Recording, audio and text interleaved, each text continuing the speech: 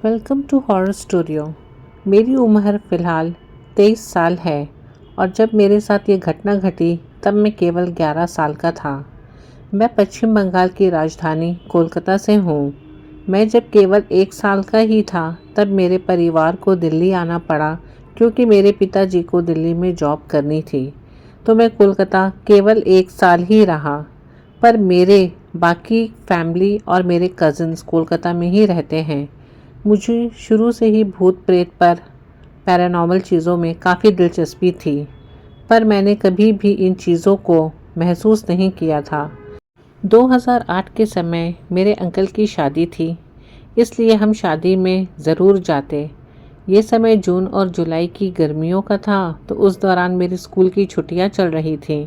तो बिना किसी झिझक के हमें शादी में जाना ही तो था, तो हम कोलकाता के लिए निकल गए। मेरा एक कज़न है जो उस समय उसकी उम्र 6 साल की थी। वो मेरा काफ़ी अच्छा दोस्त था। जब हम वहाँ रह रहे थे तो एक दिन मेरे उस कज़न के पापा ने मुझे, उसे और मेरे 2 और भाइयों को बाहर वॉक पर चलने को कहा, क्योंकि हम घर पर काफ़ी बोर हो रहे थे। ये समय शाम का था और अंधेरा भी हो चुका था। हम जहाँ पे चल रहे थे उस जगह छोटी छोटी गलियाँ थीं जहाँ से हम शॉर्टकट ले सकते थे।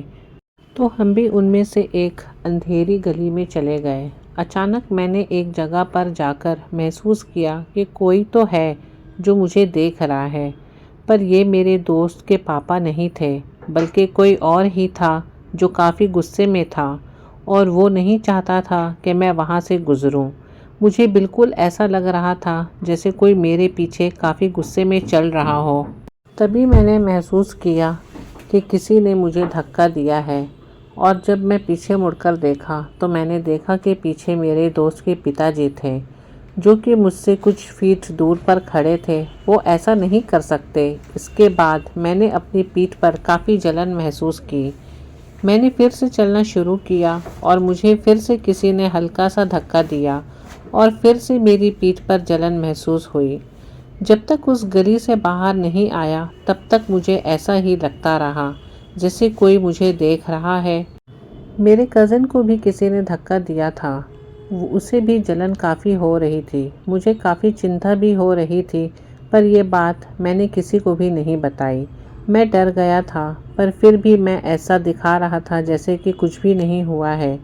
जब हम वापस घर आए तो मुझे नॉर्मल होना पड़ा और नॉर्मल फील हो भी रहा था। शादी ख़त्म होने के बाद भी हम कुछ दिन तक वहाँ रुके और उसके बाद हम वापस दिल्ली पहुँचे। तब तक मेरा स्कूल भी खुल चुका था। उसके अगले दिन मैं स्कूल गया और घर लौटकर जब मैं अपने कपड़े बदल रहा था तब मैंने देखा कि मेरी पीठ पर किसी की उंगलियों की निशान है खरोंचने की।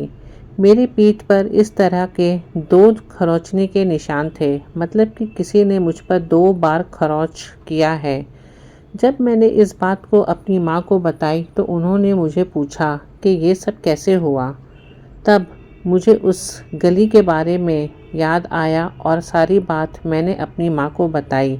तो उन्होंने मुझसे कहा कि ज़रूर ये कोई भूत या शैतान होगा जो काफ़ी गुस्से में होगा।